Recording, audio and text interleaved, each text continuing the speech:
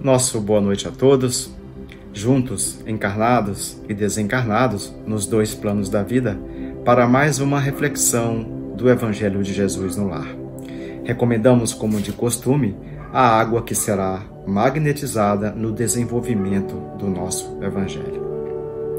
E em como toda atividade no bem, vamos orar. Deus, nosso Pai, em nome de Jesus, graças te damos, Senhor, por mais esta oportunidade de serviço. Queremos te agradecer a presente encarnação e rogar de vós, Senhor, a assistência dos trabalhadores da saúde, das guardas celestes na sustentação do nosso trabalho. E te pedir, Senhor, o devido entendimento e a sabedoria, o entendimento para bem compreendermos as verdades trazidas pela Boa Nova do Cristo, do Evangelho e, sobretudo, a sabedoria para colocar estas verdades no nosso cotidiano, se traduzindo em testemunho vivo, Senhor, da nossa conduta, em nome de Jesus. Trabalhadores que somos, da última hora, no bem, no serviço a favor de todos e de nós mesmos. Fica conosco, Jesus, graças a Deus. A proposta do doutrinário da casa encontra-se na lição de número 24, cujo título Liberdade em Cristo, e se encontra na obra Palavras de Vida Eterna, de Chico Xavier, pelo Espírito Emmanuel. Vamos a ele. Estais, pois, firmes na liberdade com que o Cristo nos libertou, e não vos submetais de novo ao jugo da escravidão. Carta de Paulo aos Gálatas, capítulo 5, versículo 1. Meditemos na liberdade com que o Cristo nos libertou das algemas, da ignorância e da crueldade. Já nesse primeiro parágrafo, Emmanuel nos convida à meditação. Sabemos que meditação é aquele movimento, aquela ação para dentro de nós. E neste sentido, para a fim de nos conhecermos o que é nosso e o que não é. Criados que fomos simples e ignorantes, movidos pelos instintos, a ignorância e a crueldade já fez parte das nossas ações. Mas hoje, decorridos muitas sucessivas encarnações, é necessário que reflitamos as nossas condutas. Jesus, diante da sua passagem pela terra, muitos exemplos nos deixou. Se colocou como modelo e guia da humanidade, modelo e guia a que nós, humanos, ainda muito imperfeitos e endividados com a lei, pudéssemos nos guiar, nos pautar por ele. E todas as vezes que nós podemos escolher entre aquela conduta de ignorância e de crueldade para um comportamento mais ajustado e conforme ao de Jesus, nós escolhemos com liberdade. Já se disse que não há liberdade sem rebeldia. Não há liberdade sem rebeldia. Então, todas as vezes em que podemos pensar sobre qual modo devemos agir e escolhemos o mais adequado, nós estamos agindo com liberdade. Age com liberdade não por imposição, mas devido ao exercício da razão. Na atividade de meditação, nós alcançamos o pensamento íntimo, a nossa consciência. E agindo conforme a consciência, nós, sem dúvidas, estamos buscando, através do esforço contínuo de não errar mais, a uma conduta mais adequada e mais ajustada, conforme as condutas do Cristo. Porque não lhe enxergamos qualquer traço de rebeldia em momento algum. Em toda a passagem do Cristo, nós não visualizamos tampouco ignorância ou crueldade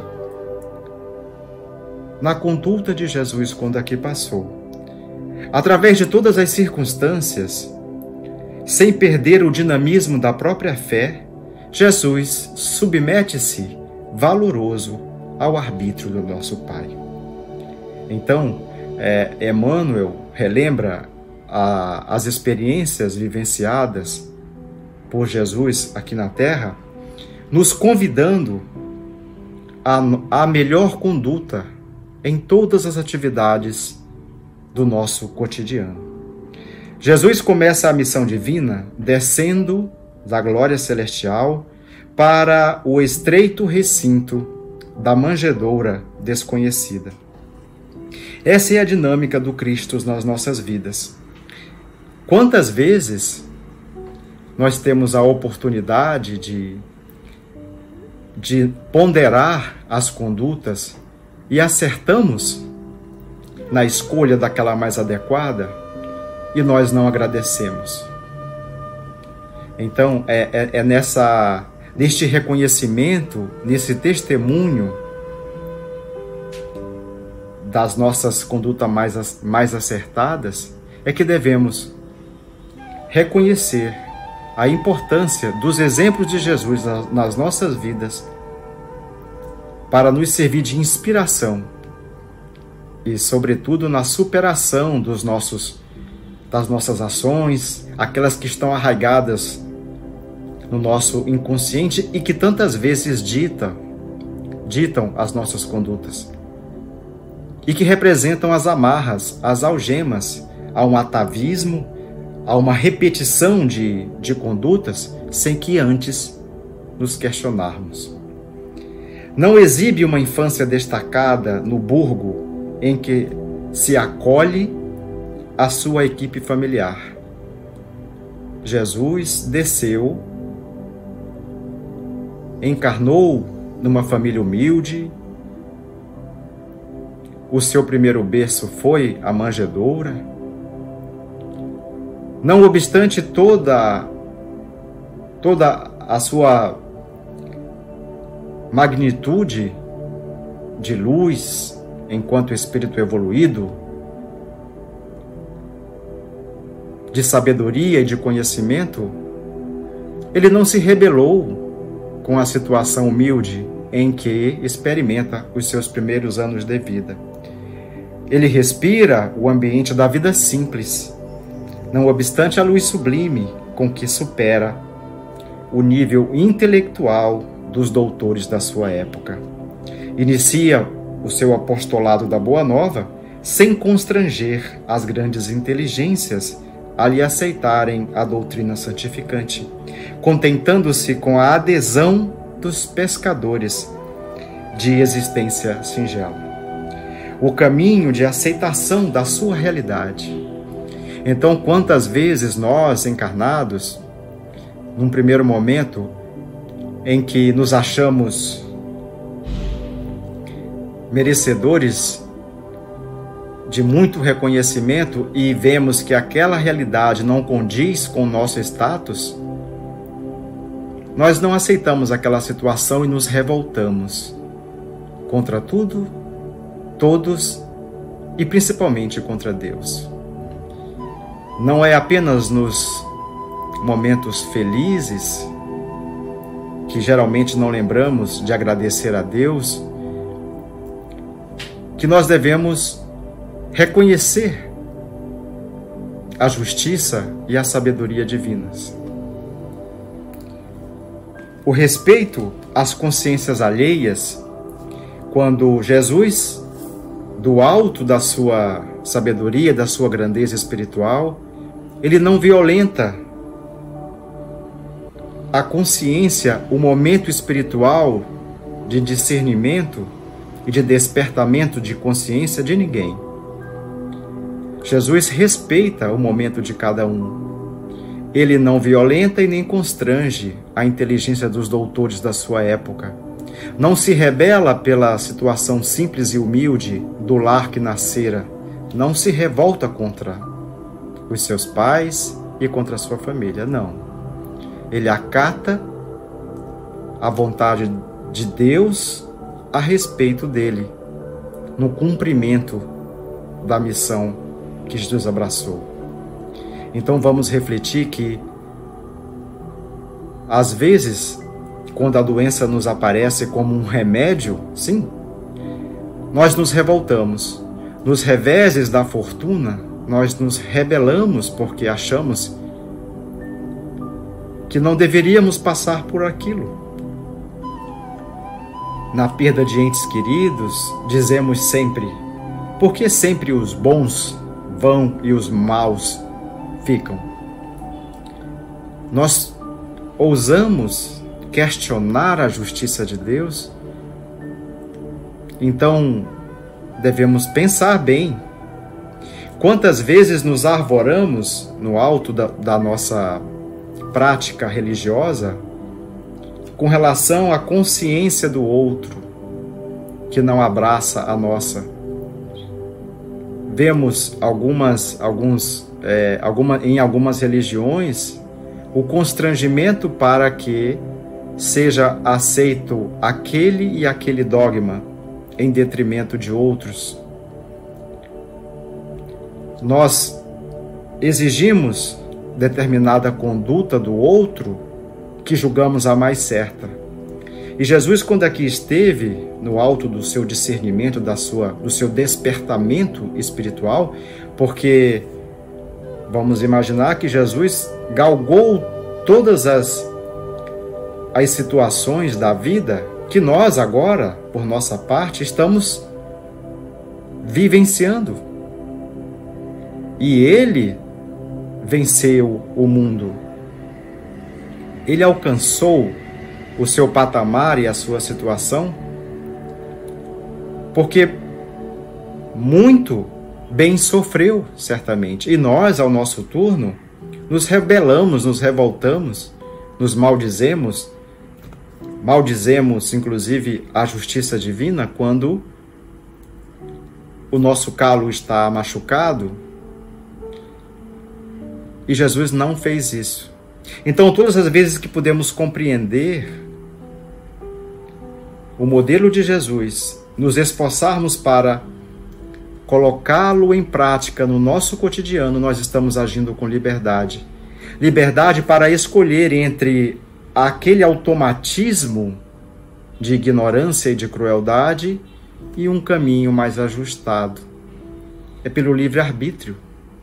Então, na meditação e nesse movimento interior para obter a paz, o discernimento e o conhecimento íntimo, a consciência íntima, nós encontramos ali a conduta mais acertada e, com liberdade, podemos escolher o caminho mais conforme. Jesus respeita todas as consciências e ele vem ser a referência, o modelo para seguirmos, semeando a renovação que nos cabe nas menores atividades dos nossos dias. Jesus já dissera que ninguém conhecerá o reino de Deus se não nascer de novo. Nascer de novo o homem velho. Então, todas as vezes em que superamos aquele automatismo da conduta mais inadequada, privilegiando em nós e dando testemunhos do Evangelho de Jesus nas nossas vidas, nós estamos nos reformando e agindo com mais conformes com relação a Deus ao nosso respeito. Fascinando as multidões com a sua lógica irresistível, não lhes assula qualquer impulso de reivindicação social, ensinando-as a despertar no próprio coração os valores do Espírito. Já naquela época, Jesus não se voltou contra as instituições da época. A proposta de Jesus era para a reforma acontecer no íntimo e no coração dos homens. Então, todas as vezes em que dizemos para nós mesmos, eu vou agir desta forma porque o sistema é assim, o mundo é assim, pertencendo a determinada instituição, vendo os seus líderes agindo de uma forma que não condiz com os nossos conceitos de certo e errado, nós dizemos, eu vou também agir errado porque o sistema é assim. Será que neste momento nós não estamos agindo pelo jugo da escravidão, das algemas? Então, a conduta mais acertada se apresenta nos exemplos de Jesus e podemos escolher entre aquele automatismo, aquela conduta que já se encontra enraizada e fortalecida e uma conduta diferente. Porque a proposta de Jesus, através de seu evangelho, de suas lições, é justamente para reformarmos o nosso coração. E reformando o nosso coração, aí se daria a reforma das instituições, a reforma da sociedade. Então, Jesus sempre disse que viria para os simples, viria para os doentes, viria para aqueles que os buscassem em verdade, e que toda mudança começaria dentro de cada um, não fora, mas dentro do coração de cada um. Impondo-se pela grandeza única que lhe assinala a presença, acenam-lhe com uma coroa de rei que ele não aceita. Jesus não era o rei de um tempo, não era rei do mundo. O seu reinado não era deste mundo. O seu reinado é atemporal. Então, quando quiseram lhe colocar uma coroa, ele rejeita,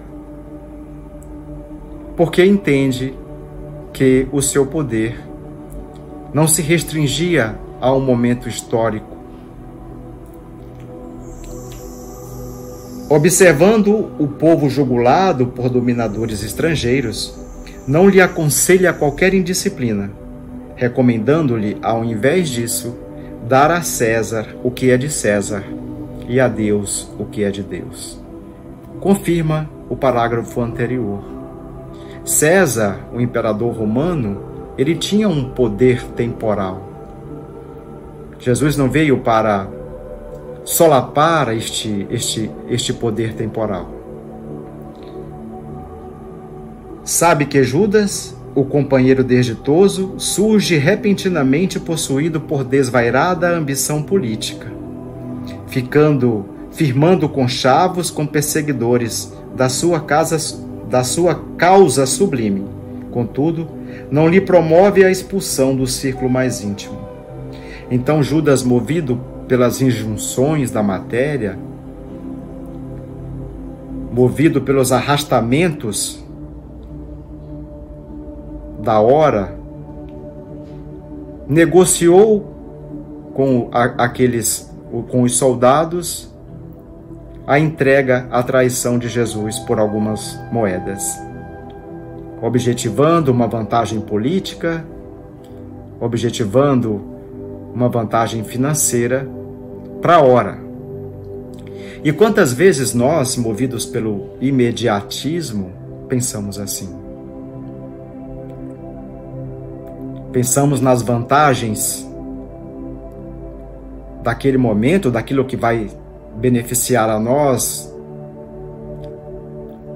e aos nossos, mas, como consequência, nós nos comprometemos nas teias escuras do futuro.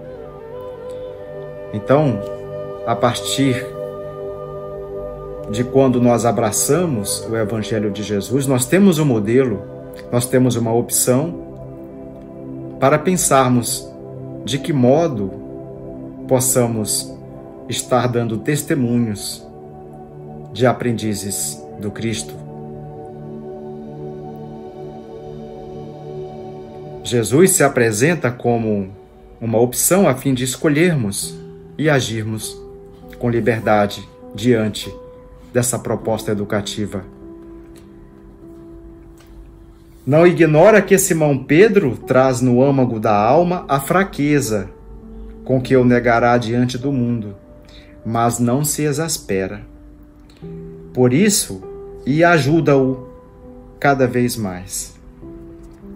Então nós não duvidemos de que neste momento Jesus demonstra o amor ao próximo. Quando Simão Pedro o nega por 3 vezes, ainda assim Jesus o recebe e o mantém no seu seio. Vamos lembrar que nós, por muito menos, quando temos o orgulho ferido daquele que não nos atende ao tempo e do jeito que nós queremos, nós lhes damos as costas.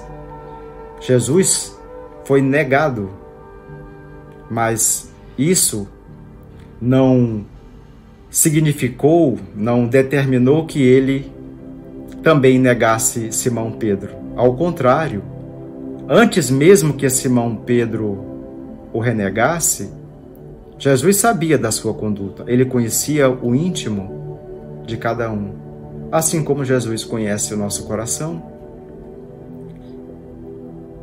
Então nós devemos sempre pensar, antes de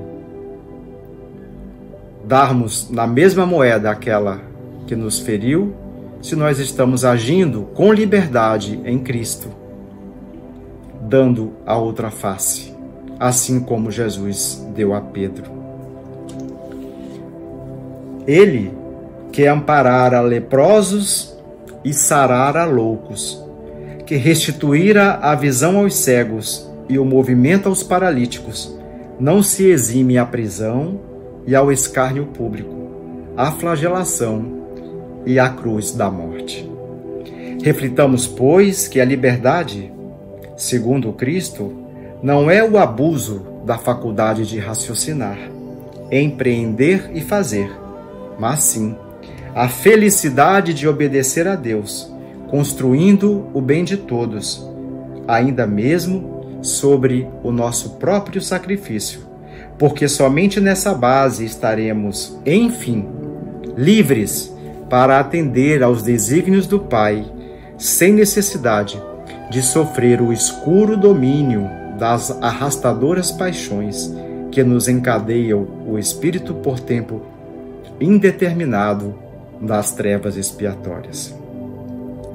Então nós devemos sempre, diante do nosso cotidiano, ter bom senso, exercermos a fé raciocinada, equilibrando as nossas condutas no esforço cotidiano das ações no bem. Então este foi o nosso Evangelho de Jesus.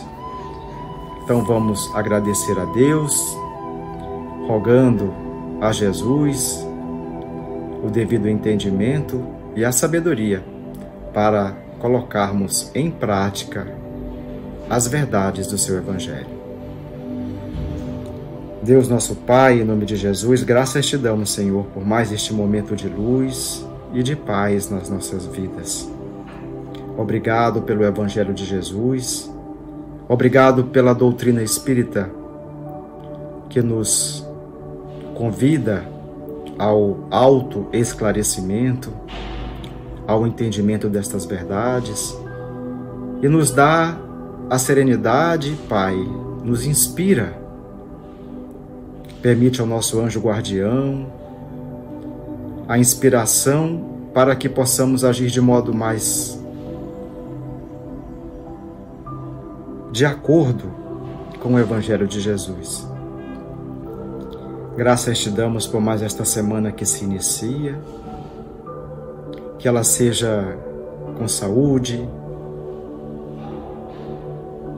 Nos motiva, Pai, para trabalharmos, caminharmos contigo, sermos co-criadores e assim darmos testemunhos mais adequados de trabalhadores na causa do Cristo. Fica conosco hoje e sempre, Senhor. Graças a Deus. Vamos à nossa água.